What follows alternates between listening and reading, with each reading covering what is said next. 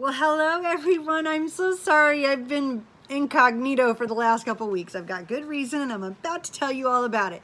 But for now, let me just let you know, in case you've never been here on this channel before, my name is Michelle. I am a mom of 12 amazing kids and I have baby number 13 on the way. Currently, I have 9 boys and 3 girls. 9 of them are still at home, but with this baby, we're really excited to find out if it's a boy or a girl, because it could make the 9, 10 boys, and it can make the 3, 4 girls. Now the crazy thing is my girls are really spread out. My girls are my 1st, my 5th, and my 10th. And there's, my oldest is 28, the next girl is 19, and then the next girl is 8 years old. She'll be 9 in just a month. So it's been kind of crazy. Those poor girls are surrounded by so many boys that we're just kind of hoping that this might be a girl. Well, and for the last few months, because in my first trimester, I was really quite sick, but I got my chlorophyll and got my vitamins all situated, and I started eating really good, and I just feel so much better now. I haven't had to worry about being sick. I don't wait too long to eat. That way I don't get sick at all. So here's what we've got going. Today we're going to find out if it's a boy or if it's a girl. And I don't have anything crazy fun or exciting, like, you know, stuff blowing out of a box or cute balloons, which maybe would have been better and you'd think, but after the ultrasound I was quite anxious because I actually found out a week ago. I'm sorry I waited so long, but I had good reason. So we went to the doctor and to get the ultrasound, and they actually wanted to do the genetic testing. I think I'd mentioned that in my last video. And in the genetic testing, it tells you undeniably what the baby is, the sex of the baby, because they know that with that genetic test. And then they tell you what the percentage is of your baby having Down syndrome and other abnormalities that might be possible. And so we went and had that genetic test done, and guess what we found out? We're having a girl! Pink, pink, pink. So excited. Got my pink rose supporting us in the background. I'm really excited about that. Yes, it's a girl. I couldn't be happier. So excited. It's been a long time since we had a little girl here, so it will be really fun. I even got to go today and have ultrasound. It's really cute. They gave us some pictures.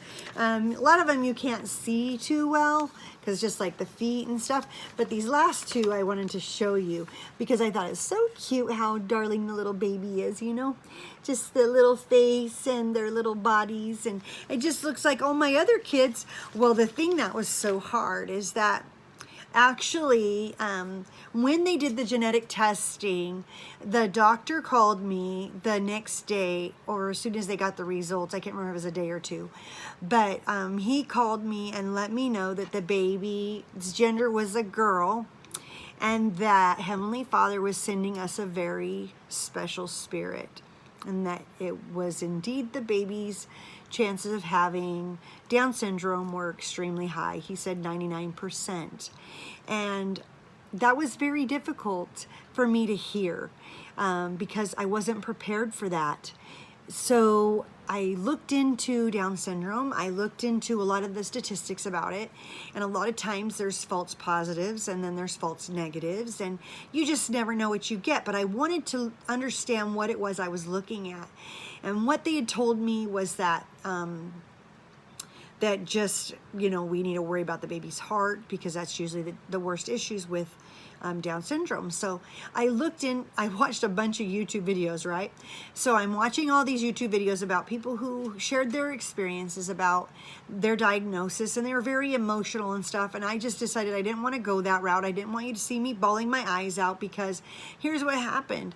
I learned that, you know, one lady, I watched her video, it was really sweet. She talked about getting the gift of a Down syndrome baby, which I didn't have a problem with having a Down syndrome baby, but she talked about how you basically have to mourn the idea of losing that perfect baby that you thought you were going to have and accept the idea of this new baby. And I just kind of made up my own thinking about it, and how I addressed that was just that okay, so you mean I may not be having the perfect child I had imagined. Instead, I'm gonna have a downright perfect child instead.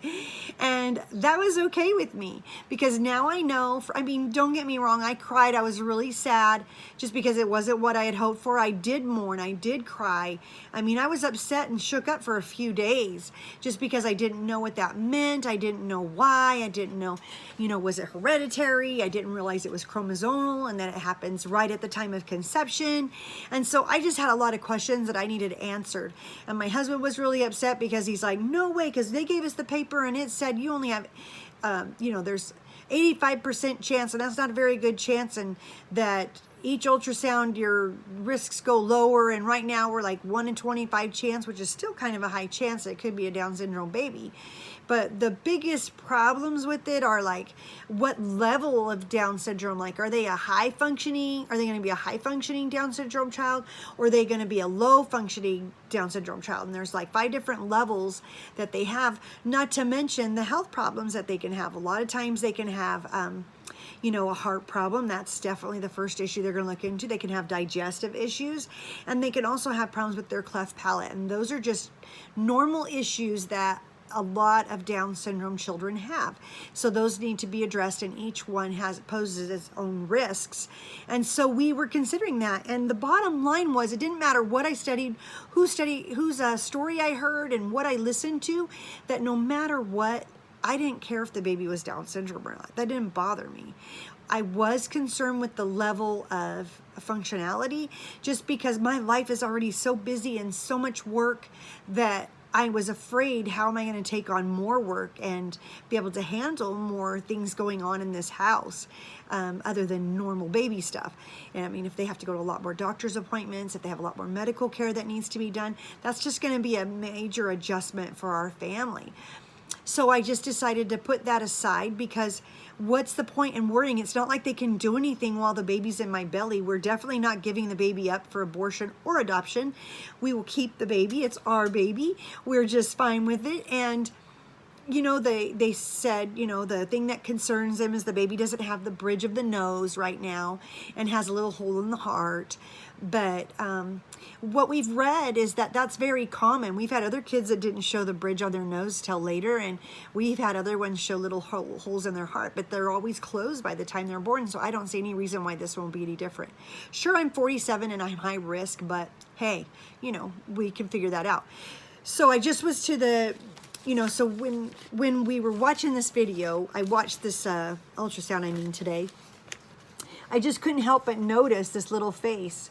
And this little face I've had more than once. And I know this baby looks just like the rest of my kids. So if it's Down syndrome, it's going to be dang right cute. And I'm going to be able to be just fine. And so we'll just make adjustments that are necessary and go on and move forward. But I'm just not going to worry about that anymore until I can actually do something about it. And I'm not there yet. So then I figure that the bottom line is it really has to do with my attitude, because my attitude changes everything. If I'm positive, if I'm negative, I didn't need one more sad video to go out on the internet. I didn't need to be sad about it.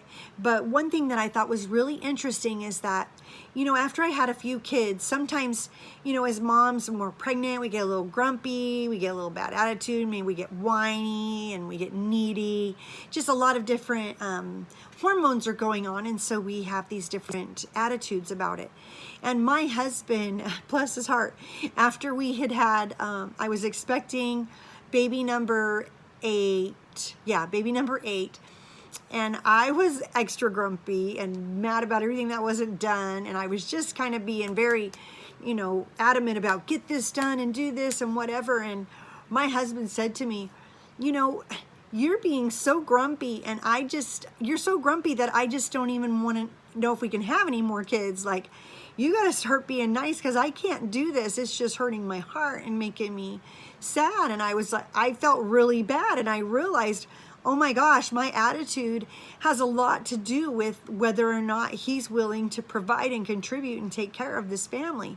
And I need to really reconsider my take on this. And are my hormones in control, or am I in control? So I really worked at just trying to have a more positive mental attitude, doing things that made me happier, like listening to music, just trying to have a more cheerful perspective on things. And it really made a huge difference. So obviously, I was able to change my attitude enough and be successful enough that here we had number 9, 10, 11, and 12, and then now 13. So something worked. But of course, this will probably be our last baby just because I'm older and the risk is kind of high, and we need to be really careful to make sure I'm still here, because that's kind of important. I'll show you my belly progress. It's a little bit showing now. My pants are getting tighter. The baby's growing a little bit, but I'll show you. You can't really tell a whole lot. You know, I still got this, but you can see just a little bit of a bump, right? Just that little bit. I mean, this shirt's kind of flowy, so it hides it, but hey, you can see it and you can see where I'm at. But that's the progress I'm making. When my belly's sticking out and fun to see, then I'll show you the skin, but I won't until then, because there's no reason right now. I don't have a super hot body, so it's not worth showing you a little bit of leftover fattiness that I have from my twins and overeating and before my diet started. So, you know, those are just all the issues that we go through as women. Some women are better at it than others, and some of us eat emotionally, and that's what I did for a while. So that's where we're at.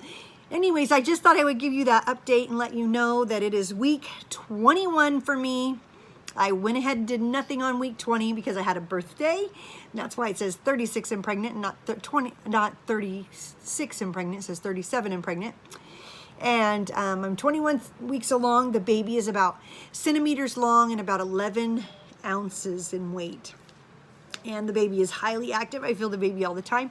In fact, I had a really hard time doing the ultrasound today because the baby was moving so much and just wiggly and just made it really hard. So it was really fun, but I just wanted to let you guys know how I'm doing and how excited I am to have found out the gender of the baby. And I'm so glad it's a girl.